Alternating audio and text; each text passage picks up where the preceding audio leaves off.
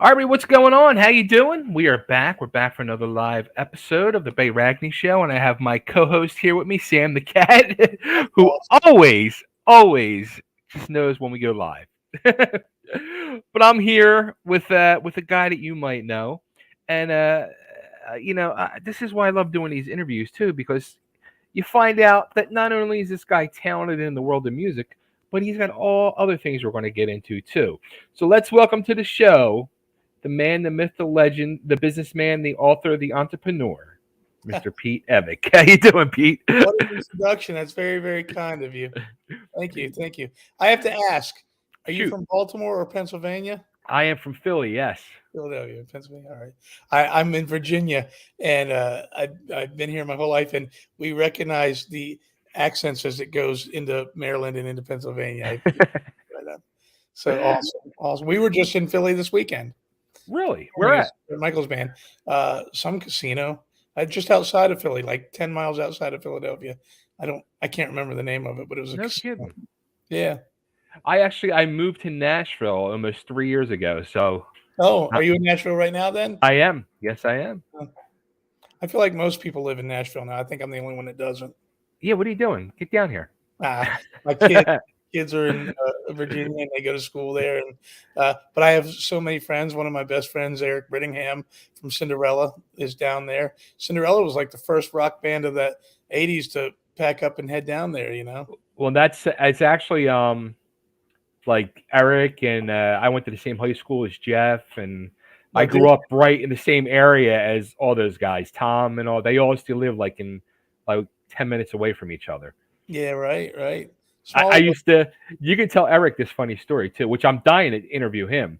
Right before the Cinderella album got released, him and his, I guess it was probably his first wife at the time. They used to live in this little apartment complex, and I used to go there. I actually used to work in the restaurant in the shopping center behind the complex, washing dishes. I was 16, and I used to like stalk him and like always drive by because I knew where his apartment was. So I'd always drive by. I'm like, dude, I gotta see Eric. I gotta see Eric. And I always have my album in the car, but never saw Oh, him. he's a wonderful human being. Have you ever spoke to him? I haven't. I met him like once many years ago in like the late 80s, mid to late 80s. Yeah, he's an incredible dude, man. And seriously, if you want him on your show, it's a simple phone call. I'm sure he'd be glad to do it. I can make that happen for you. I would love that. I would absolutely love that. I'll Those take. guys, yeah, those guys changed my life more than you can even imagine. Oh, that's great to hear. Yeah, man. I love hearing stories about any band affecting someone like that.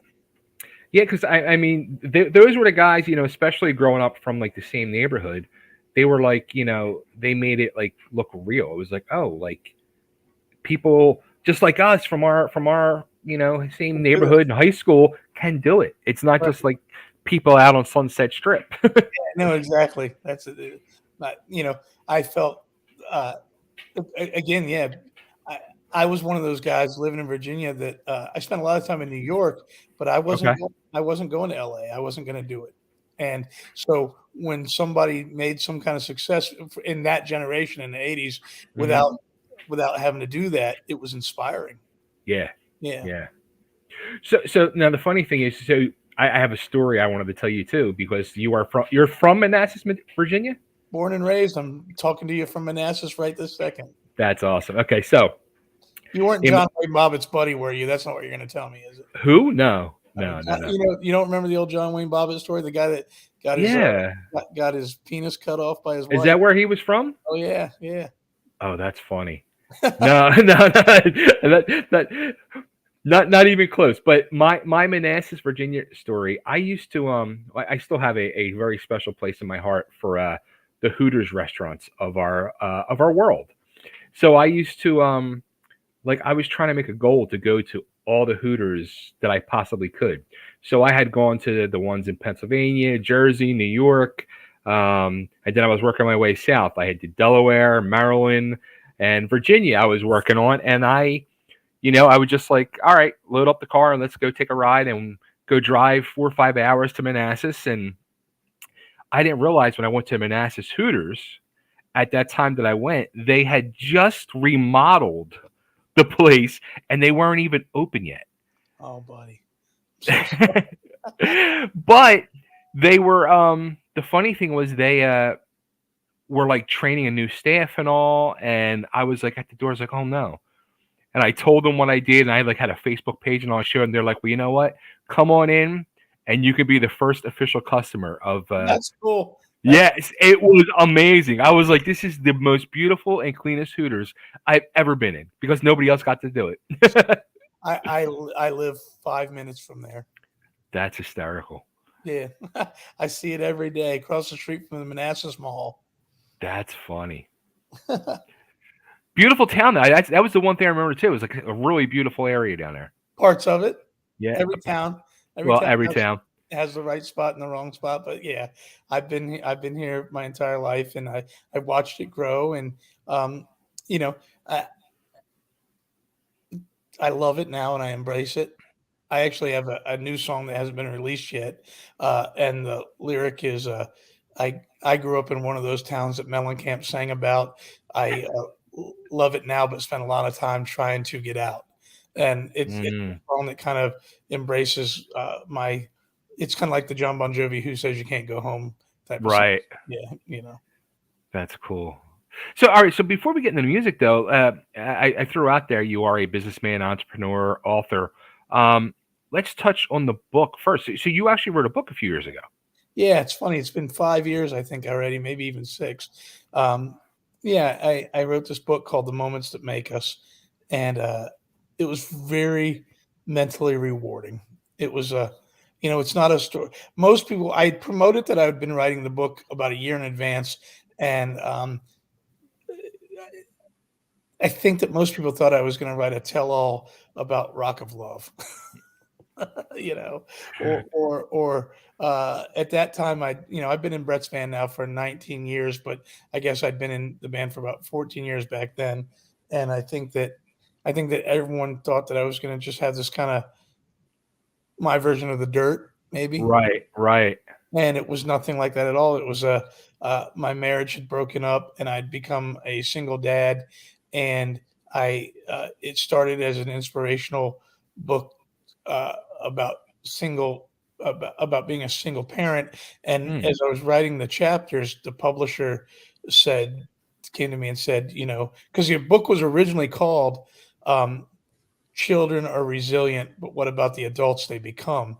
And the reason I wrote that was because as I was going through the divorce, all I could think about was my children. And everyone kept going, that's such a common phrase. Oh, they're resilient, they'll bounce back.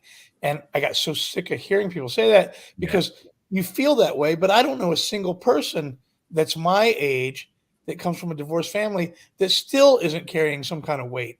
That maybe it didn't show through as a child, because children are strong and they don't want to show their parents they're weak. And you know what I mean? But as you get older, a lot of times it's 20, 30 years later till you realize the demons you're dealing with that came from the divorces. You know what I mean? It's true. So I wanted to address that. But as I was writing the book and I would send each chapter to the publisher came to me and said, this book is bigger than what you think it is. This is about inspiration in life. So we change it to the moments that make us. And it's basically a collection of stories of single moments in my life that stopped me on a dime and took me on a different path. And but everybody has those moments. Sure. But a lot of times people let that pass by. And so I thought, if I write this and tell some really strange stories, some stuff embarrassing, stuff kind of private stuff, but if I just let it out there and say, when this particular moment happened, that very second, my whole life changed and I went another direction, maybe it would inspire other people to search that out in themselves in a little bit of self-discovery. A lot of people spend a lot of time, I believe, this giant world, but a lot of it, we all feel alone sometimes. Yeah. And we all feel weird. We all feel strange. I don't care who you are. I have hung out, with the richest of the rich. I've flown in private Mhm. planes. I've done the most amazing things. I've partied at the Playboy Mansion. I've stayed at the Trump Plaza hotels at the top floors. I've been on TV shows. I've done all these things that, much like you were talking about the Cinderella story, are reserved for what you consider the Hollywood elite. But yet, Mhm. I'm still living here in Manassas, Virginia. And my point to this is, anyone, whether you're Bret Michaels or John Bon Jovi or Hugh Hefner or whatever, you we all feel strangely alone. Mhm. And so when I wrote this book, I said, let me just hang this all out here and let everyone know that we're all strange together. So we're all together being alone in a lot of ways. And it was just meant to inspire people to trace their steps and recollect how they became who they are today and be proud of it. Be proud of who you Yeah. are. That it being unique and being different is the greatest part of humanity. So it's really weird how all of us go through these points in our lives where we want to copy each other, and we get that high school thing and that click thing happening and that keep up with the Joneses. And some people never go through it, I guess. I think most people Mhm. do. But everyone has a moment of discovery at some point in their life where they go, well, I don't want to be like my fucking neighbor. And that Right. book is kind of like inspiring people to embrace their uniqueness. Did you start writing it first? Like, did you have the idea like you were going to actually sit down and do it, or was it like something like you said it was therapeutic? Did just something that you It was started doing for yourself at first? I wrote the first chapter for myself, Okay. and then I realized that there might be something in it that could inspire. I'm one of those guys that, whether it's a song or a book or a social media post, I'm not looking for, how do I say this? In my soul, I feel destined to and driven to change the world. Mm. I don't know what that means or how to do it or when it's going to happen, but from day one, I've had this fire inside of me to make the world a better place. And I Wow. don't know how to do it or what to do it, but moving forward, I would love to change the entire world. But I also am very happy if I can change or inspire one person. So Mm. if I write a song or I write a book, and even if it only affects one person in a positive way, all the effort was worth it. And in my What? so so so my so I wrote this book. I wrote the chapter, Okay. and then I thought maybe this could help someone else. And then I Mm. started writing the other chapter. So the first chapter was for me. The next chapter, and again, it started out being about parenting and how to survive Mhm. as a single dad and what I was going through. And then it became bigger than that and became more about just life in general. How how different was it to write a book compared to writing a song? Interesting. Um, the book was amazing because there was no limits. When you become a professional songwriter, you're told fit that song into 3.5 minutes, 4 minutes tops, Right. right? So uh, you have to cram everything you're trying to say into that. With a book, you can just say whatever you want to say, and it can be as long or as short as you want it to be. And so, and that, it was freedom as an artist that I'd never felt as a songwriter to write a Hmm. book. That's awesome. Now, over to the flip side of your entrepreneur business world, you have a candle company, and it seems like you have. I think you have a store as well. 3 stores. Three. Holy shit. Yeah. So, uh, we have our online presence. We have our manufacturing warehouse here in Manassas, Virginia. And then we have 3 retail stores, Shining Soul retail stores. We have one in Manassas, Virginia, one in Myrtle Beach, and one in Rehoboth Beach, Delaware. Um, Okay.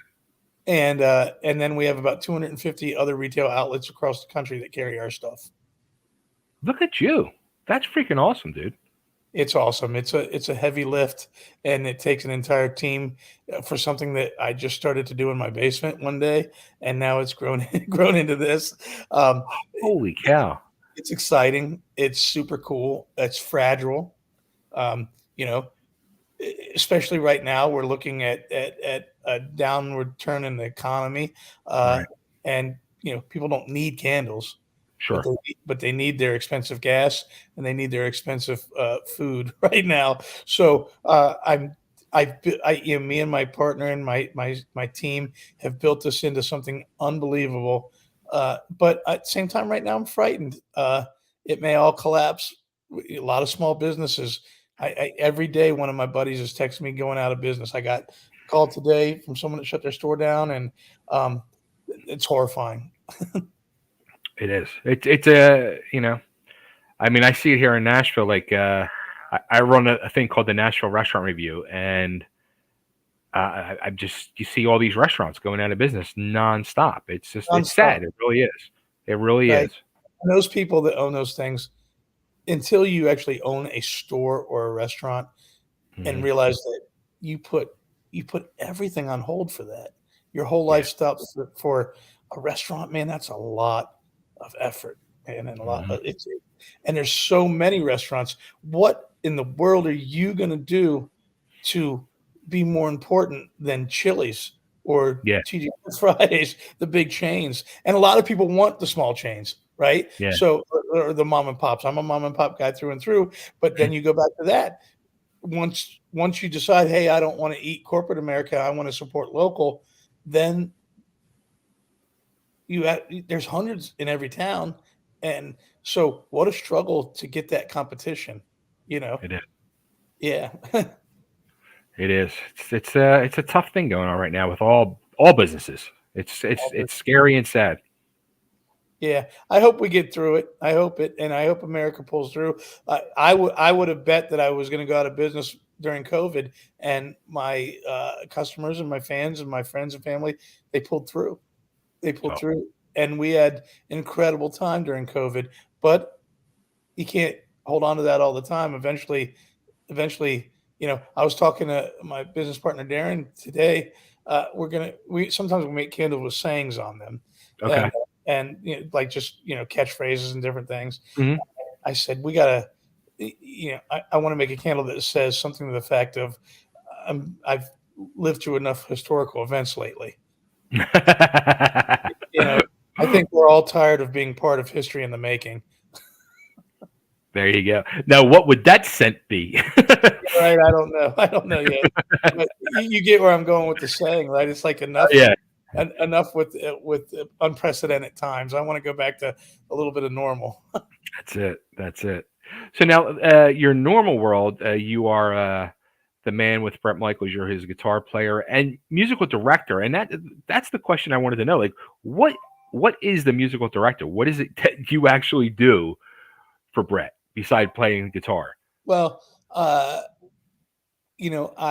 first of all, I engineer and produce all the recorded music. Okay. I co-write music with him. Um, but as a musical director, basically I'm the band leader. I'm G.E. Smith of the Saturday Night Live band, Okay. Okay. or whatever. It's just if Bret comes to me and says, "I want to do this song," it's my job to get the band to learn that song, to work out the arrangements, and just get everything, so that he doesn't have to come and do it. Gotcha. Gotcha. So when when you first start working with Brett and you start like writing songs with him, and is there a time like you're like, oh shit, I'm like writing music with Brett Michaels and I don't agree with what he's wanting to do. How do I tell him no? Do you get to that point early on? You know what? He's an amazing dude, and um, we agree on most things. We agree. He gives me a lot of freedom. He lets me,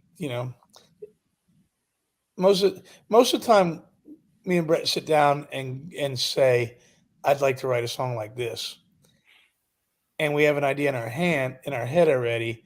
So we have a goal from the beginning. Hmm. So there's not a lot of disagreeing. We already know what we're after, and we're both after that together for a Right. particular thing. Creative. I am certainly allowed to go. No, let's try this.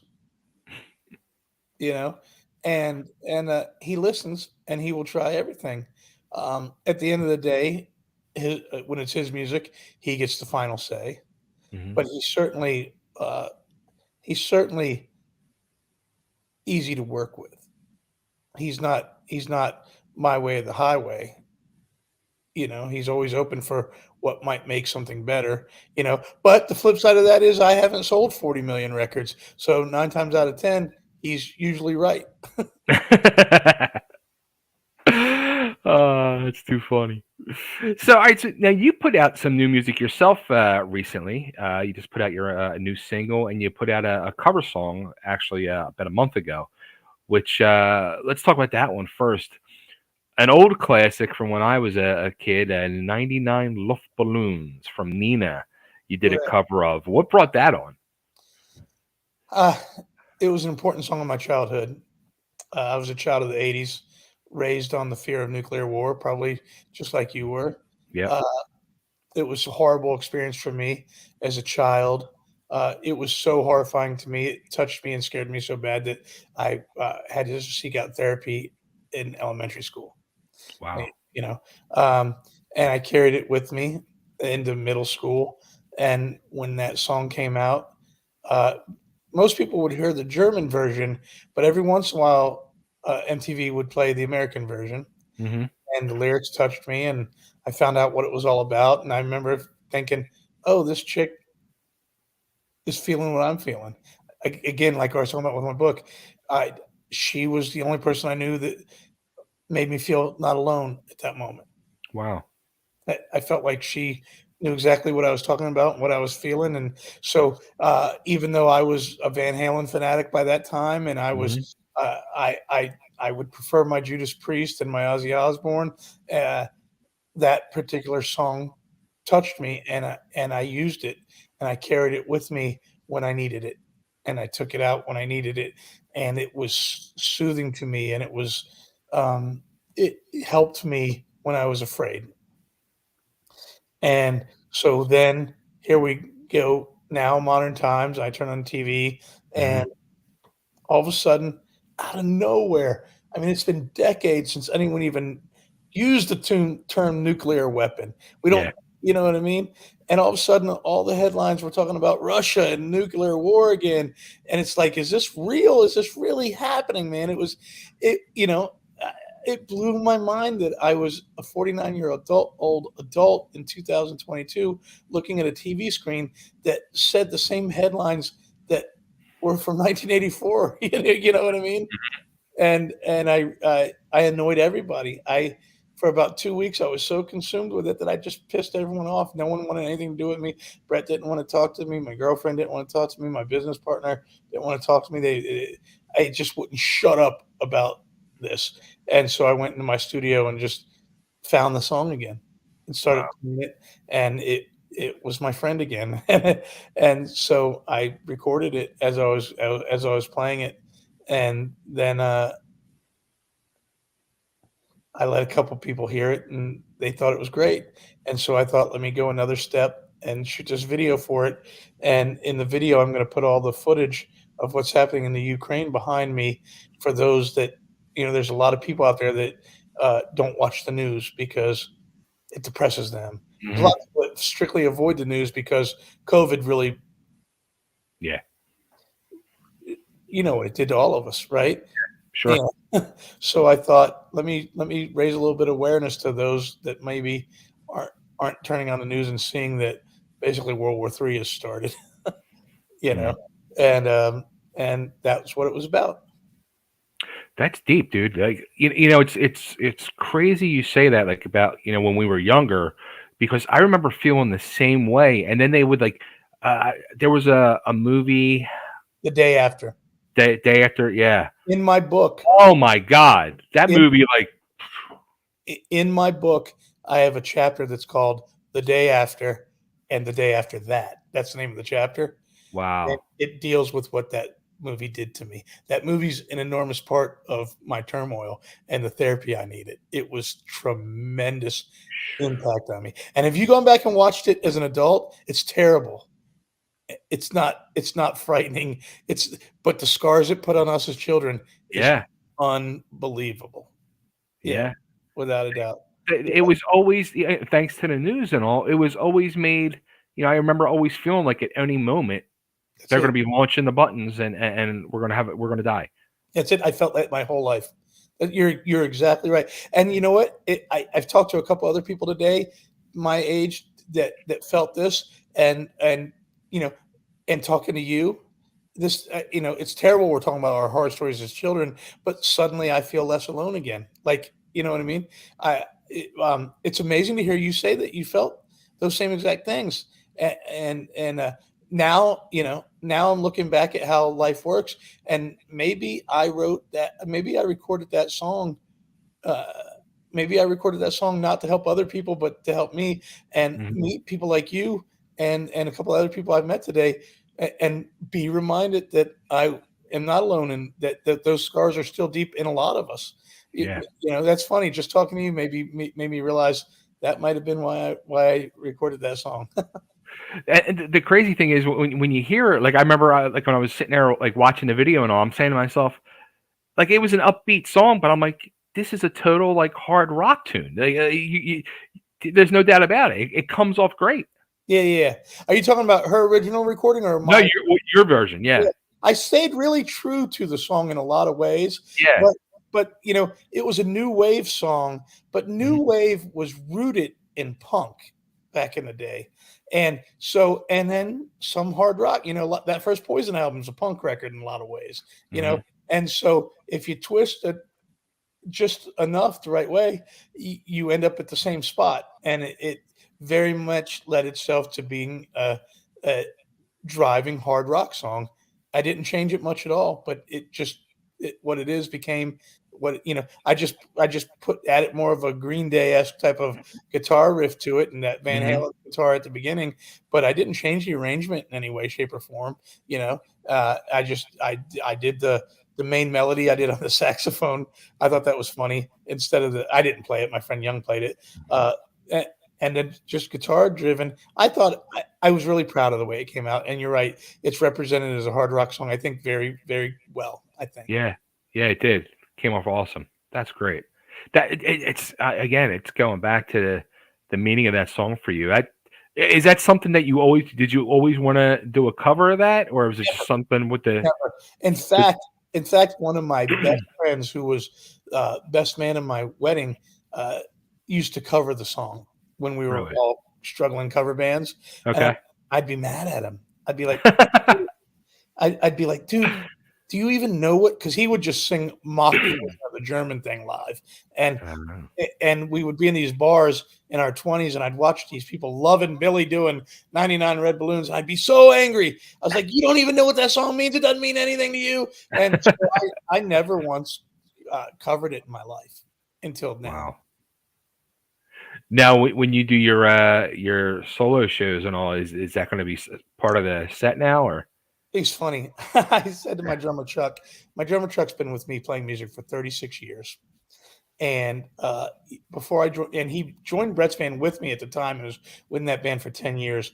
But uh, before I was in Brett's band, we were full on nonstop. We'd released multiple records, and we were a touring rock band making our way, right? And then once we joined Brett's band, our band Evick became more for fun.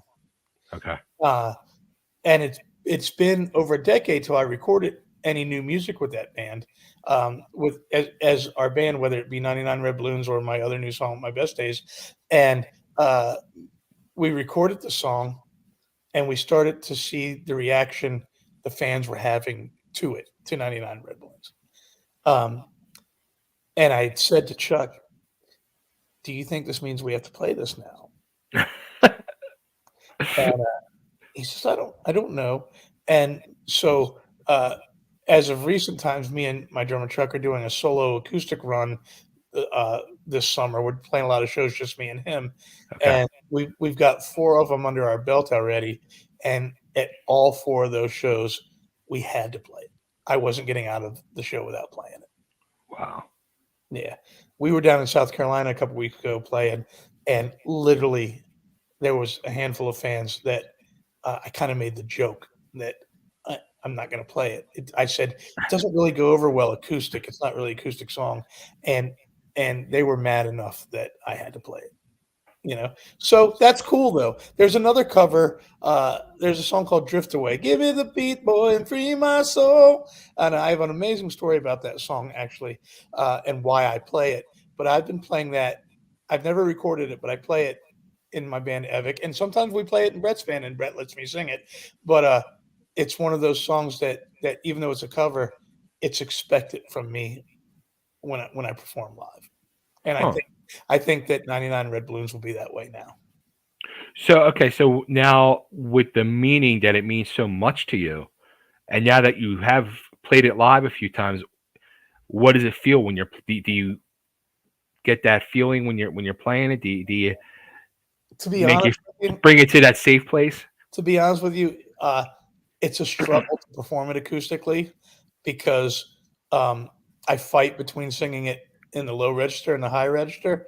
So right now, just to be completely honest with you, right now it's more of a technical thing to me and more about performing the song correctly. I haven't been able to bask in its meaning while I'm performing it yet. Gotcha. Right now, I'm just worried about getting it right. Okay, so and you touched on this. You yourself have not put out any music with your band in 10 years. Why so long? Just tied up with Bret and everything, or? Uh, it's an interesting story. When I joined Bret's band, before I joined Bret's band, I was dirt poor, struggling, um, and I was able to write things that meant things to people. I'm not a storyteller. I write about my life and what's happening in my life, Hmm. right? Um, and I felt even though I'm a hard rock guy, I'm very much a John Cougar Mellencamp lyricist. I Okay. like that approach, which is the Bon Jovi thing. Basically, Hmm. I like the Bon Jovi songwriting world. Um, and I was writing about my version of Tommy and Gina, and I was writing about being broke and struggling. Uh, and then I got in Brett's band, and within a year, I was flying on private planes, and I was staying at the top, the master suites of these luxurious hotels, and uh, I was at the Playboy Mansion, and uh, I was doing all these things that became my life. They were my life. It wasn't a one-time thing. This became my life. Right. And I tried to write a couple songs, and I just thought, no one wants to hear this. Hmm. No one, uh, no one. It all felt braggadocious. It felt unrelatable. Does that make sense? Yeah. Yeah. I often talk about. I use Kiss as an example. I was saying this in another interview. Um, when Kiss put their makeup back on and they released that Psycho Circus record, Mm, there was an enormous amount. I'm a huge Kiss fan, by the way. me too. I think there was an enormous amount of us fans that thought we were going to get Destroyer or Love Gun. As a matter of fact, right behind me is Dirty Laundry, but it's my Kiss shirt Ah, there you go. from the reunion tour at the Spectrum in Philly in '96. Right on. So, uh, you know, Kiss made a great record with Psycho Circus, Hmm. but it wasn't anything any of us could relate to. Nah. A lot of those lyrics were Gene bragging about how rich he was. If you listen to those songs, I don't care about that. You know what I mean? Yeah. And I thought that I'd gotten to a point where I wasn't able to write a song that any of my friends or family could relate to. Hmm. And I Right on. went through a really weird period in my time where I felt incredibly alone in all these experiences. I'll give you an example. Part of the problem was me and Bret had become the best of friends, Okay. inseparable to the point where uh, we were out on the road with 2 buses touring, and the rest of the band and the crew and management were on one bus, and just me and Bret on the other bus. Hmm. And but we were writing music, and we were just being a team. I mean, he was the leader, and he's the boss, and it's Bret Michaels, but it was what it was. But he also had already lived all of this over and over again, and Right. I was experiencing a lot of it for the first time, and some of that got strangely lonely. And I always tell this. I don't always tell the story, but I've told the story a few times. Uh, we had released a song called "Nothing to Lose" Okay. that had Miley Cyrus singing on it, and Miley was a enormous star at that time. And we went to Henson Studios in Los Angeles one night, and there I was behind the board of Henson Studios producing Miley Cyrus Hmm. singing a song that I co-wrote with Bret. And it was unexplainable to me that this was happening in my life, right? Right. So we released the song, and the record debuts at number 17 on Billboard's Top 40 charts. And it debuts at number 1 on the rock charts. Wow. And the single "Nothing to Lose" becomes the highest added song to radio that week. Hmm. We had beat out Bon Jovi and Nickelback, right? Okay. And during that time, my drummer and my bass player, Ray, who are now on the other bus, Mm-hmm. had developed, I don't know if the word's resentment, but separation. Yeah. They weren't experiencing this stuff the way I was. This was a Yeah. song that I had written with Bret. They hadn't. You get where I'm going? Sure.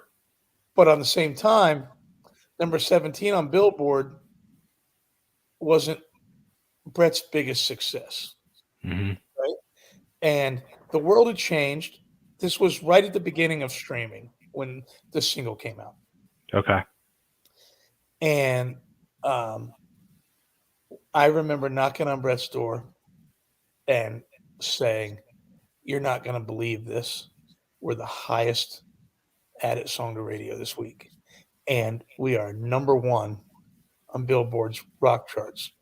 And we are number 17." I told him everything with more pride than I've ever said about anything in my entire life. Mm. And Bret says, there was excitement in his eyes. Mm-hmm. He says, "Number 17, man, unbelievable. How many records did we sell?" I told him the number. Back in the 80s, if you were number 17 on Billboard, Yeah. that meant you sold 1 million records. Mm-hmm. This wasn't 1 million records. Right. Let's be honest, you can go number 1 now and sell less than 5,000 records. Yeah. Yeah. It's crazy. And he didn't like the number. Mm. It didn't make sense to him because we were all learning this new world. So he, and so he went back into the back of the bus in his room.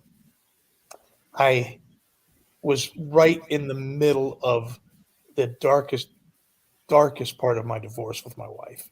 Mm. And my best friend, Chuck, did not want to hear about my success because you get where I'm going? Yeah.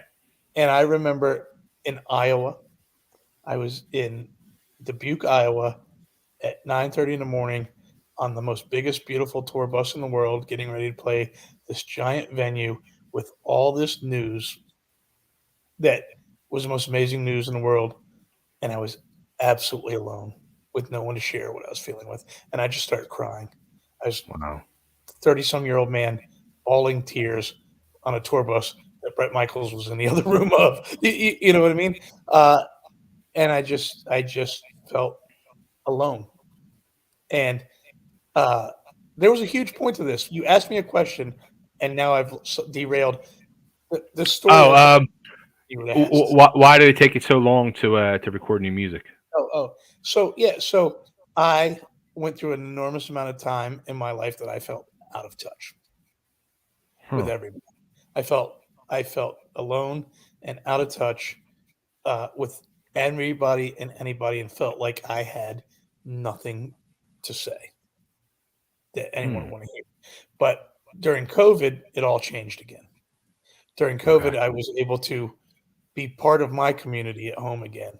I was able to be part of the real world for more than a couple days at a time. I was Hmm. for an entire year. I was Pete Evick in Manassas, Virginia again, and it inspired me to write again. And that's where the new song "Best Days" came from. Wow. That's a hell of a story. Thank you, thank you. That's That's it. that. I'll tell you what, Pete. You're a deep dude, and I love it. I appreciate that. Thank you. Seriously, seriously. Yeah, I imagine a lot of people after 19 years of playing the Poison songs just think that I'm a maybe just crazy 80s lead guitar player swinging around the you know Right. playing the fun rock and roll, and I am that in every bit. I put that guitar on my neck and the world disappears and everything's great and it's fucking party time, and I'm going to deliver the highest energy, biggest party you've ever seen in your life. That is who I am when the guitar's around my neck, without a doubt. Hmm. Actually, we got a question here from. Uh, so, if it was an identity crisis, would you suggest help for this? I'm not sure I understand the question. Would you set to help other for this? I don't either. You said I looked at it real quick and I was like, oh, this could be good. if it was an identity crisis, what would you Oh suggest well, others for this? Um, I don't I don't know, because I just sorted through it myself, and I don't know that that's right. I'm not an advocate of self-help. I've seen therapists my life, as we talked about, as early as elementary school. I was I I was entertained through marriage counseling. I enjoyed it more than the marriage didn't survive, but I enjoyed the counseling and the therapy.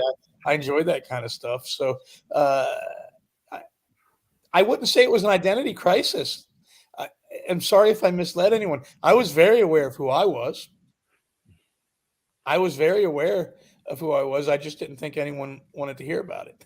you know, it you don't, it's weird to go up to your buddies that, I was so engulfed in the music, or enthralled in the music community, whatever the word is I'm looking yeah.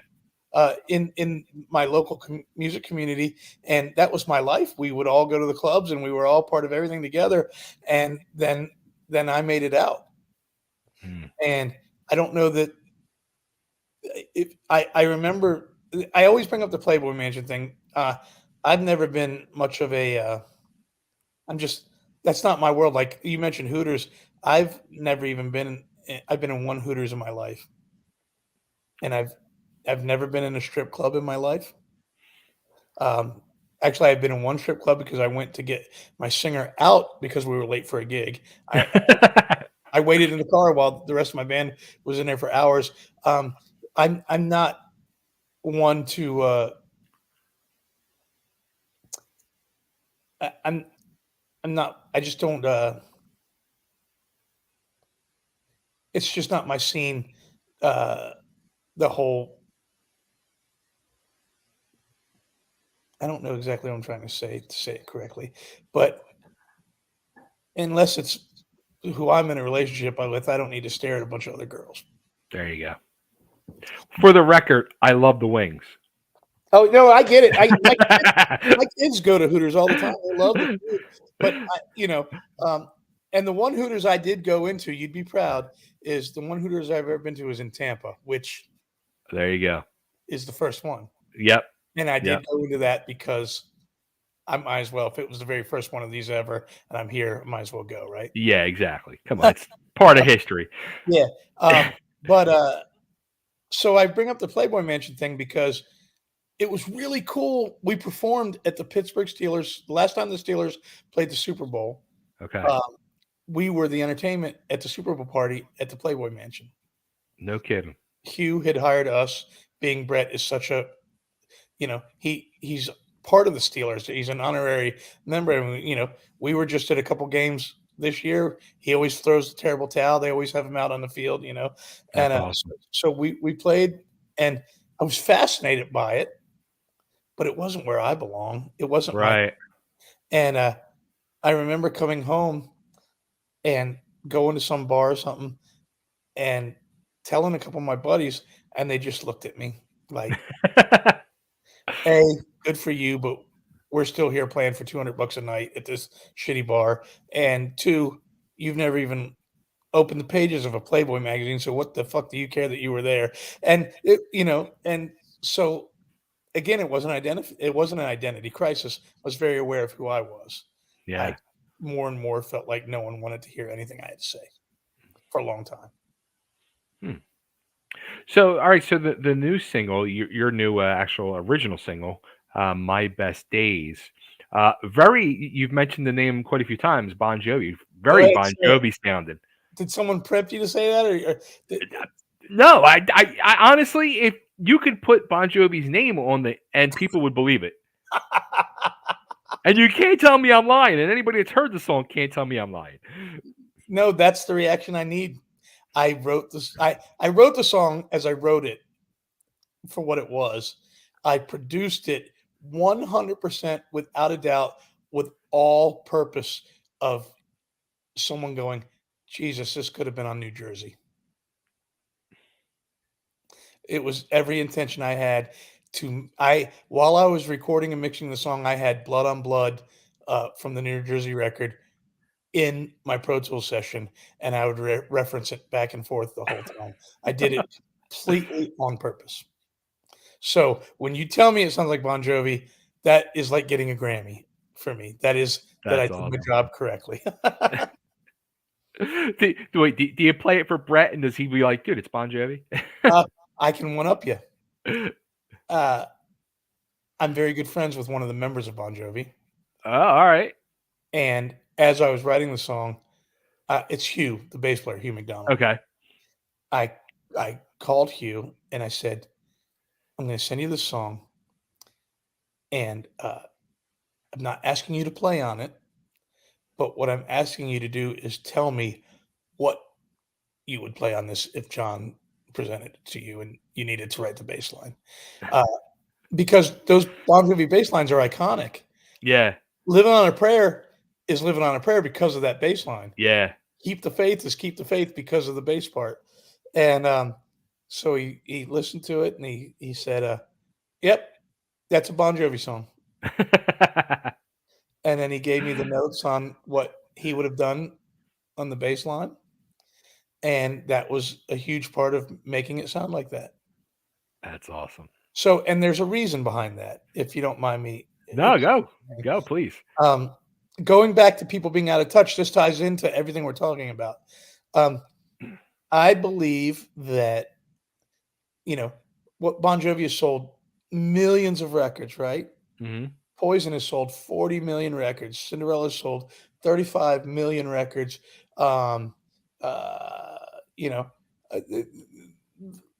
There's millions and millions of us that loved that stuff. Mm-hmm. And we all want new music that reminds us of that and feels that way. But when bands do it, like Def Leppard still sounds like Def Leppard. Yeah.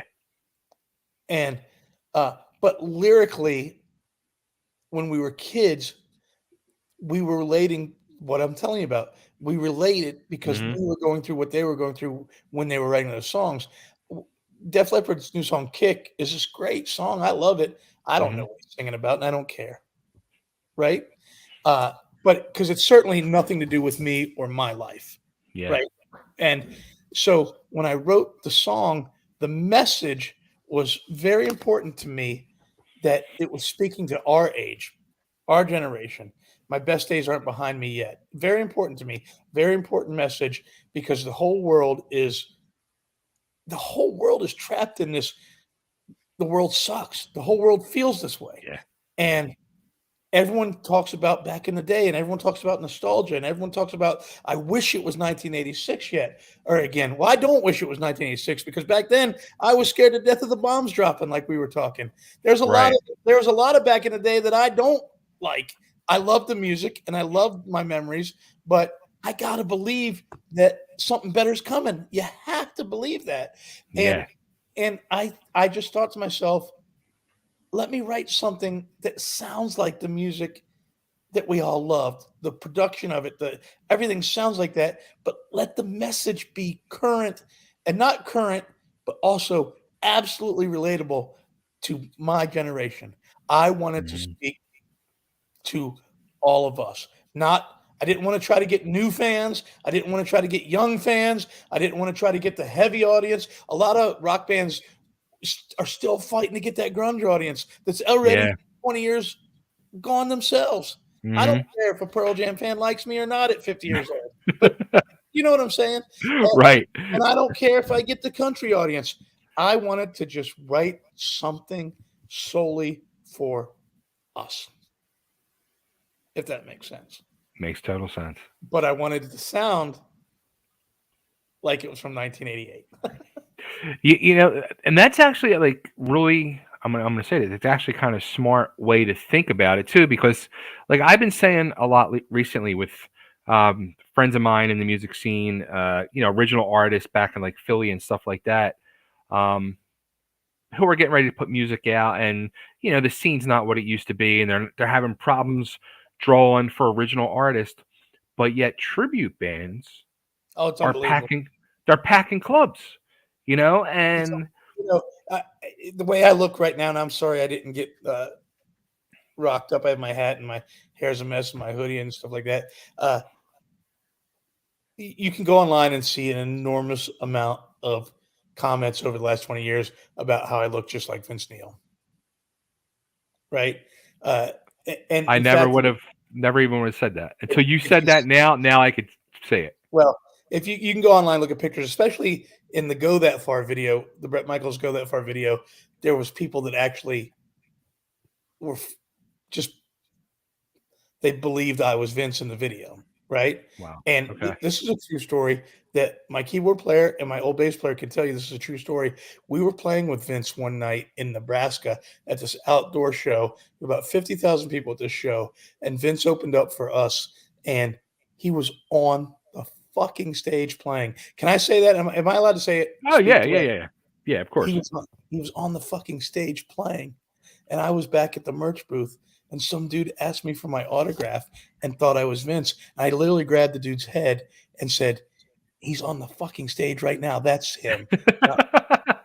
Yeah. So anyway, my point of that is the tribute band thing. I say all the time, when this thing ends with Bret, I'm just going to start a Motley Crue tribute band. Because they're raking it in, man. People are coming. They are. People love it. Yeah. It's all over the place. Yeah. I got a friend of mine. Is actually a friend of mine from high school. He's doing back in Philly. He's got an Ozzy tribute band, and he's selling out local theaters now. Right. And he does a Sabbath tribute where he does, because he actually in high school he was like the biggest Dio fan, and he sounds like Dio when he sings normally when he would do originals. Yeah. So he's doing Sabbath, Ozzy, and Dio tribute band, and then he does a Dio tribute band. Like he's got 3 tribute bands, and he's packing them in with all 3 of them.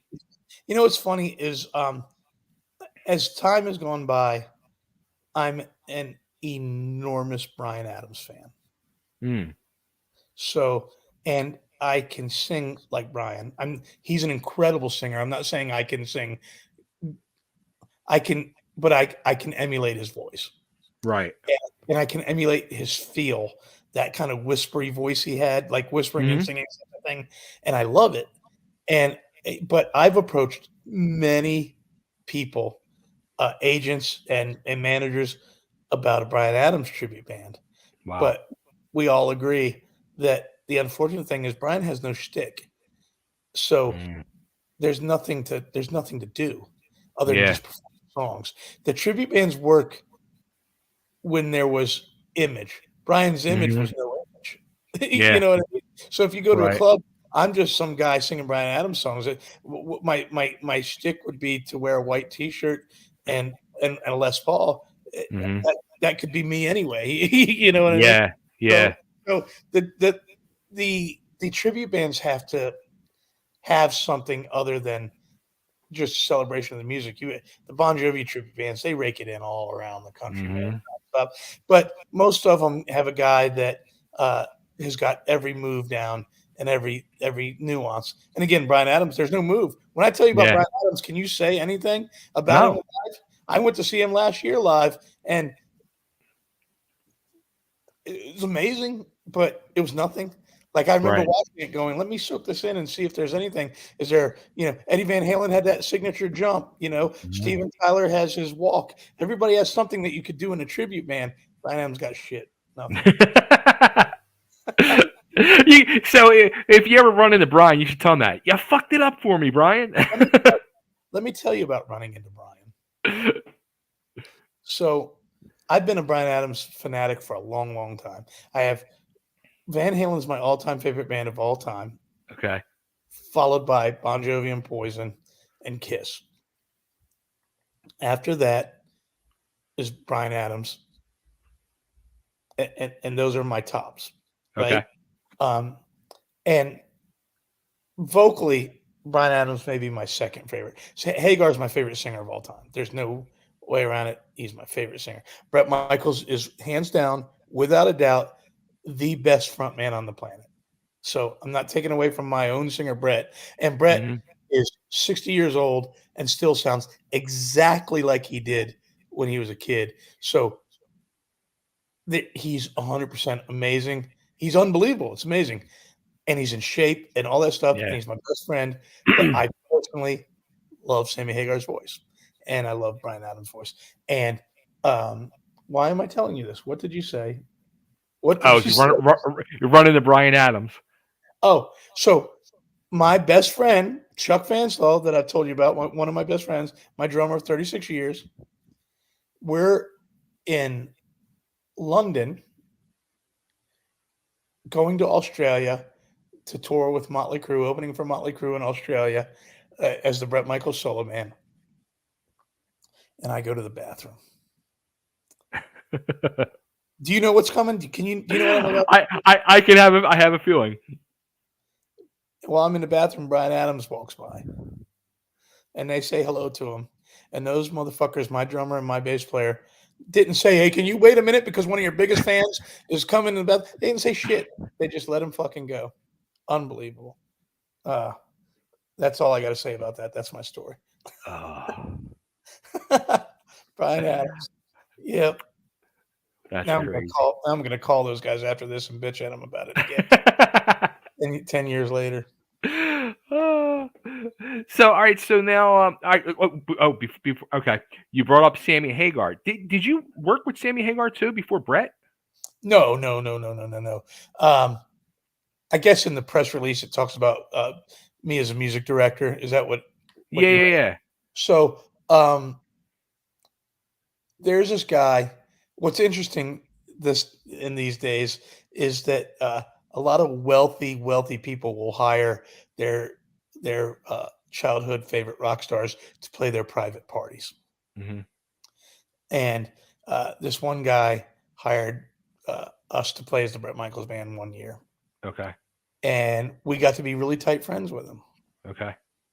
So the next year for the same party, he hired Sammy Hagar, Wow. but he asked Sammy, can he also hire me and Bret to come and play 4 songs with Sammy on the stage?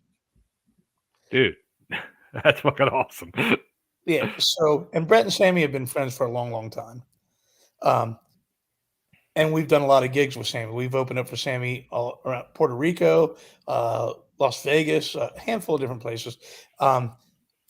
And so Sammy thought it was cool. Bret thought it was cool, but neither Sammy or Bret really had much concern for rehearsing Mm, the 4 songs that we were going to play with them. So that made me the music director mm. for Sammy's band. So I got to go down and direct Michael Anthony and Vic Johnson and Jason Bonham. Oh shit. And here, can I tell you an amazing Jason Bonham story? Yeah, of course. So, I'm not a giant Zeppelin fan, Me neither. but you don't deny Of course. what John Bonham is, Mm-hmm. and so in these 4 songs that we were supposed to play, rock and roll was one of them, Okay. and I just didn't think about it, right? Because I've been playing that song in cover bands since I was 13 years old, right? So Mhm. I know how to play rock and roll, but I am very rhythmically challenged guitar player. Okay. I'm as white as they come. When you play that song with someone, you just kind of jam it, right? Right. And it starts funky. I don't know if you're a musician at all. I don't know if you Yeah, I used to use the term musician very loosely. guitar, drums, what. Guitar. So the count into that song's a little weird. But Okay. when you're just playing in a band in a bar, you just know that you'll eventually land on one and everything will be okay, right?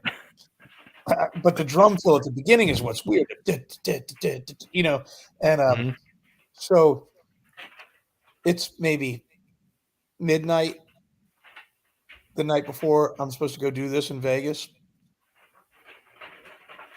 and I just kind of wake up out of my sleep in panic because it just never occurred to me that I'm about to play this fucking song with Jason Bonham. Can't just jam this with the fucking dude's son, right? I call every guitar player I can at that time of night. I'm in touch with CeCe DeVille. I'm in touch with Bill Leverty from Firehouse. I'm in touch with the guys in Warrant, uh, Joe Hoekstra. Uh, and then I call all my local buddies I grew up with. I call everyone I can, every single person. Oh man, you just got to wing it. You just no one can count that in. You can't get that in. You just everyone, I'm like, oh Jesus Christ. I'm like, do you understand that I have to play this with Jason tomorrow? And I'm supposed to be the director. So I walk up. It's this outdoor stage in Vegas at this pool party at one of the resorts. And I'd already known Michael. Michael had sang and played bass on one of the Bret Michaels records, and I produced that. And Okay. so me and Michael had already known each other. Um, and he's such a sweet and amazing and lovable guy. And but I walk up to Jason, and I'm more nervous. In actuality, I don't get nervous. And this was probably the first time in my musical life that I was nervous. I've never had stage fright. I've never had anxiety about none of it. I don't have that, right? Even when I was in my 4th grade talent show as a kid, it doesn't happen, but I'm nervous for the first time in my life. And I walk up to Jason and I say, Jason, I'm really sorry. I know we're play rock and roll tonight, and I'm a professional. I promise you I know how to play the song, but I really don't know how you or your dad count it in. And it was embarrassing for me to have to say that. Right. And he goes, "Oh man, no one knows what to fucking do with that song. You just fucking. My dad was a fucking drunk. He doesn't know what he did. You just got to land on one." And I just went, "Oh my god." I was relieved. Holy I was shit. I was relieved, but I was also like, well, if I would have called him first, I would Right. deal with the 12 hours of heart attack anxiety I was having. Wow. Yeah, so that was my experience with getting to work and play with Sammy live, and then we got up and played 4 songs that night, and it was ridiculously amazing. That's awesome. And I got to be on Sammy's TV show, Oh, really? what the Rock and Roll Road Show or Yeah, whatever. yeah, yeah, yeah. Yeah, there's a clip when he came to Bret's house, and at the end of it, me and him and Bret all get on one of Bret's go-karts, and I'm literally on the back of the go-kart playing "Mama Don't Dance" while him and Bret are in the front singing it. Yeah, yeah. Oh, that's funny. What a wonderful and amazing human being Sammy is, and and what a powerful voice, well into his 70s and still hitting every note. That's one dude who I truly would love to share a beer with, or a Yeah, yeah. cocktail, I was or gonna say it's not a beer with him; it's a cocktail. yeah, it's a cocktail. Yeah, Absolutely. he's my absolute favorite, and those Van Halen songs are, to me, are some of the most powerful and amazing songs that were ever written, and that was true magic to me when he was in that band. Yeah. You know what, that's the only time I saw Van Halen, that first tour when he first joined the band, but I didn't appreciate Sammy with Van Halen until like the last 5 to 10 years. All I right, and then I truly got it, and I'm like, 5150 at the Spectrum. yep. It's funny, man. I'm 150 miles from the Spectrum where I'm at down here, and everyone, Bret talks about it, Eric talks about it. My brothers and my family live in Delaware and Okay. grew up in the Newark area, Okay. and all my life I heard about the Spectrum. I've never been there. It's gone now. It's gone. Yeah. Yeah, but they everyone I know talks about it like that their life experiences were in that building. Yep. The Oh, Philly yeah. Spectrum. I love seeing flyers. I saw a flyer the other day for Bon Jovi at the Spectrum. It was Fred from Cinderella had posted the flyer. Oh, yeah. Yeah. So I never got to experience it though. I saw Bon Jovi there quite a few times, and Cinderella. Oh, nice. Yeah.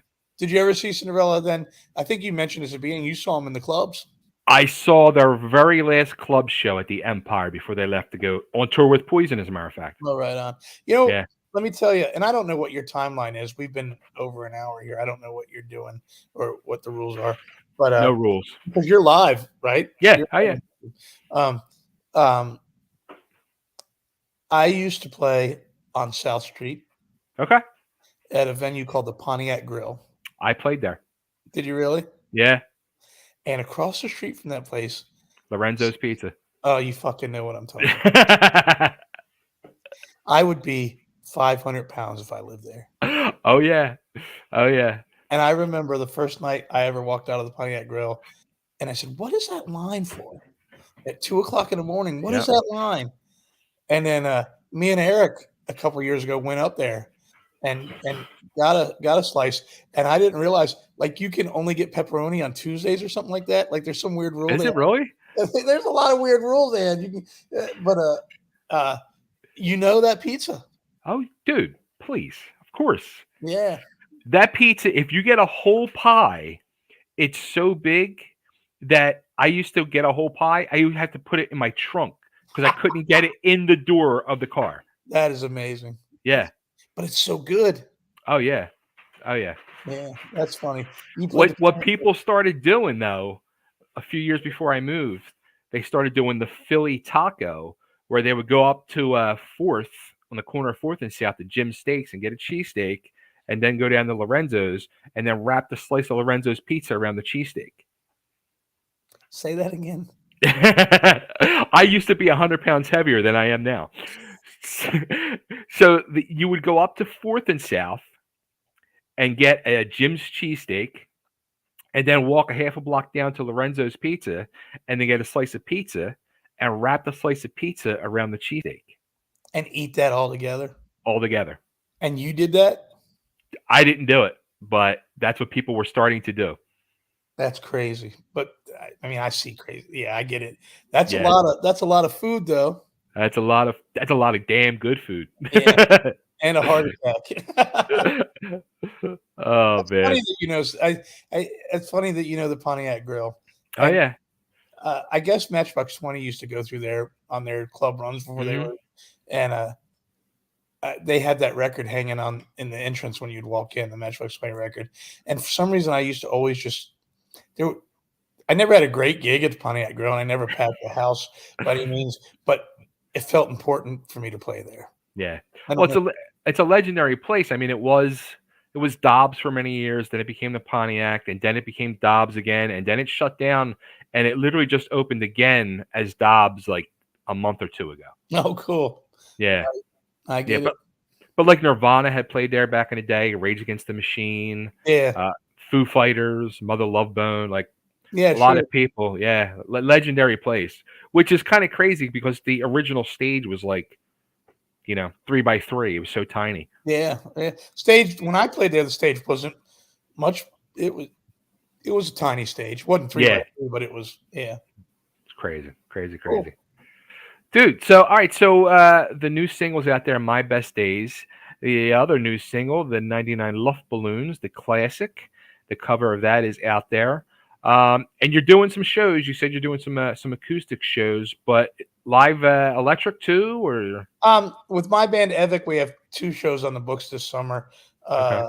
Both in Virginia, and I got a slew of acoustic dates me and my drummer Chuck are doing, and I got tons of Bret Michaels dates. Even though he's going out there with Poison on the Really? Stadium tour, we had 3 dates this weekend. We were in Boston, Philly, and Pittsburgh this weekend. We're playing in Cabo San Lucas Okay. this weekend coming up. Jackson, Mississippi, a couple days after that. He's filling in dates because those Def Leppard guys play. They take a lot of breaks. So he's filling in the solo dates in between the stadium dates. So I'm full on out all summer long playing music in all kinds of different ways. Cool. That's awesome. I'm shocked. I didn't realize that. Yeah. Yeah, Bret likes to play. If he could, he'd do 7 nights a week. He doesn't like to sit still. He's like a shark in water, man. He does not like to sit still, which is a lot of times the reason you'll find us playing at, there'll be one night that we're playing, an arena, as the Bret Michaels band will be playing an arena. And then you'll find us Tuesday night at a 1,000-seat nightclub. His pure just love of playing. That's awesome. Yeah, a lot of people at his age or is his level of career will only play certain. They're too good to play certain things, and he just doesn't. He just likes to play. That's awesome. Yep.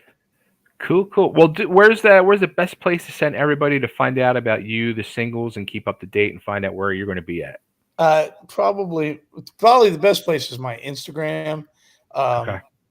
And I'm so bad at it, man. I don't ever know the handles or the names. I think it's Pete_Evick at Instagram, and then official Pete Evick in Facebook, which is I think you type official Pete Evick and it'll show up. But I think the term is Pete Evick BMB. Which is Yeah. Yeah, get that scrolling. That's where you find me out. And then by all means, if anyone's interested. My baby is Shining Soul, the candle company. I'd love if anyone cares, check out shiningsoul.com and we got something for everybody there. I'd love it if you checked it out. And it's Soul, SOL. It is. Yep. Cool. Well, Pete, this has been an amazing conversation. Glad to meet you finally. Honestly, I've heard many great things about you. So it's been that's very kind. I'm glad to hear that. You proved it all in this conversation, man. I appreciate it. Good. I hope you had a good time. I enjoy it. I can't believe that almost an hour and a half's gone by. I feel like I just logged in. So I appreciate your hospitality. And, I say this to a lot of people right now, but anybody that is taking the time and effort to do what you're doing, regardless of the size of the audience, whether it's one person or 10 million, that you're helping carry on what we do. I can't thank you enough. It's whether I speak for myself or Bret Michaels or anyone in the music industry, as the years go by, it gets harder and harder, and people like you keep it going, man. So thank you so much. Hey, thank you for keep making the music and making me still feel 16 minus the nuclear war. That's right. You got it. Thank you so much. Take care, Pete. All right.